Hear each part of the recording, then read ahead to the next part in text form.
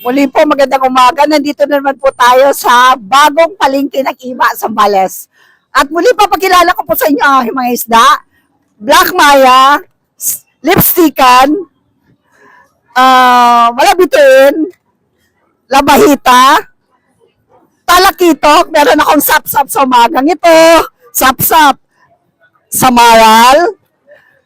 At meron tayong tapas. Meron din po ako, marami akong maya-maya ngayon, maya-maya, lapu-lapo, senyorita, marami rin tayo ngayon, anglat, meron ako anglat. Ano yan, masarap yan isigang. Parang maya-maya rin yan eh. Isang klase ng maya-maya, parang lapu-lapo, there are different kinds of lapu-lapo, di ba? Meron tayong bikilya, meron din po akong balaki, sniper, and galanggutang cuttlefish. Actually, itong galanggutang, masarap to adobo. Masarap siya frito calamares. Masarap din po siyang iihaw. At saka yung backbone niya dito, ginagamit po yan or pinapakain sa mga ibon. Kasi parang vitamin C ng mga ibon yan na pwedeng pampalakas sa kanilang mga pakpak. At muli po, sa umagang ito, isa-celebrate ko rin po ang aking happy peel. Si Gemma.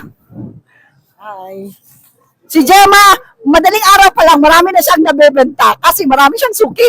Mga nagtitinda sa talipapa, mga nagtitinda sa karinderya, lahat yan suki niya. Kasi ang tilapia, ito, tinda niya tilapia, bangos, at saka bonito baraliete. Ano talaga siya, mabenta siya sa mga talipapa, mabenta po siya sa mga anong tinatawag dito, sa mga karinderya. Kasi yun lang po ang can afford ang mga taong kumakain sa sa mga karinderya. Gemma, di ba? Oo, ito, dito na, sa 48 years. Hanggang walang kasawaan, dito pa rin ako. Hanggang nagkita na tayong magkatabi dito sa pwesto mo. Oh, kasi dati si Gemma, dun siya. Before me, ako dito, siya. Yung pinag-extendan ko na pwesto ni Gemma yon. Kaya ito, close kami talaga nito. Supportado namin ang isa't isa. Pag tatlong lipat na ng palengke, dito pa rin ako. Naabutan ko yung mga... Anong tatlong lipat? Pangalawang lipat pa lang ito, Gemma. Gemma, pangalawang lipat pa lang ito. No? Dalawang lipat, sorry. Yan, Tatlong lipat kasi doon siya sa tabi nila. Kasi yan, malayo ang pinagkukuhanan mo, may service ka. Kaya lahat ng klase ng isda makuha mo at may sarili kang service. Hindi. Dito lang ako sa kuhay. Hindi ako lumalayo. Gemma, pagdating ni Hobby, pwede mong gawin yun. Ayaw na niyang ganyan at pinapahinto na rin niya. Oo nga kasi mayaman naman sila, hindi na nila kailangan magtinda. Ayaw na niya yung ganitong buhay. Oo nga. Gusto niya na yung uupo na lang sana ako pero hindi ko magawa, lalong magkakasakitan. Makulit si Gemma. Mga nakikita ko ni Auntie ko Bibi sa malayong lugar.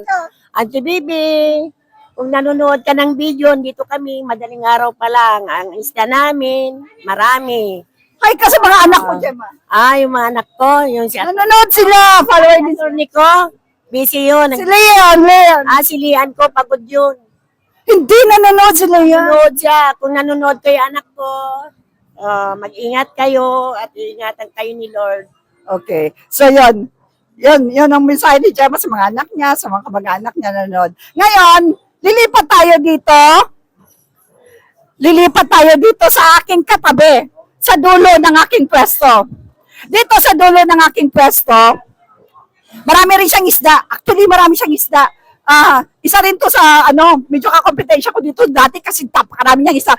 Ngayon pa lang, ito lang ang isda niya. Pero mamaya, marami. Si Loisa Mayo. Hello po, good morning po sa inyong lahat. Si Loisa, ito mga isda niya. Pakilala mo, Loy. May bangus po tayo, may pusit, tainigi, talakitok, pero marami pa pong darating na iba.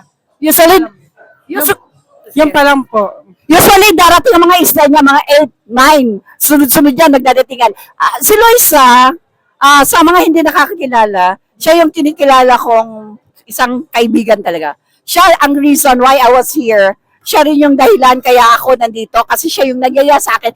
Ate baby, pumunta ka sa palengke. And I remember those days na kung saan marami talaga kompetensya dito sa palengke.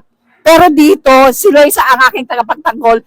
She stands for me no matter what. Kaya ako, no matter what din, kaibigan is kaibigan. May mga on and off sa pagkakaibigan, pero nandun pa rin kami, nagtatanggol sa isa't isa.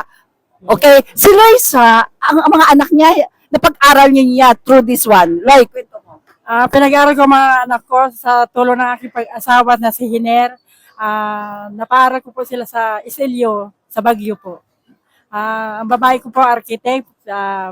Yung kambal ko po, civil engineer. Tapos yung isa po, aircraft mechanic. Nag-aaral pa lang po sila. So nakita po natin nakita natin, hindi basta-basta ang mga anak niya na pag-aral niya through this. Alam niyo po bakit? She is the supplier in the public hospital ng IBA Zambales. Tama ba, Loy? Opo. Okay, yung mga sinusuplayan ng isda. Sa hospital po, sa Highland at sa mga beach po. Kahit saan po, nag-deliver po ako. At saka yung mga nagtitinda ng yung rolling, yung mga nagro-roll ng mga isda, mga tindera, sa kanya din kumukuha. Kasi tingnan nyo naman ang mga isda niya, can't afford talaga ang lahat. So, yun ang madaling kunin. At saka mga kaibigan, mga suki ko, mga followers, I want you to know, malaki rin ang utang na loob ko kay Loisa. Siya ang dahilan kaya ako napunta sa hospital. And I remember those days, halos lahat gusto kong, ayaw nila na may kakompetensya, but Loisa stands for me. Talagang nandiyan siya sa akin. Kaya kahit pa on and off ang relasyon namin bilang magkakaibigan, nandito pa rin kami at nagtatagol sa isa't isa. Di ba, Loy? Yeah, tama po, tama. So, sa lahat ng aking mga followers, sa lahat ng aking mga suki, pumunta na po kayo dito at mamalingkin na po tayo. At sa lahat ng mga hindi pa nakasubscribe, please support me by subscribing my page, by sending me stars, by making a comment kung anong gusto nyo, at by liking my videos. So, yun lamang po mga kaibigan, suki, at mga taga-subaybay ko. Magandang umaga po sa ating lahat.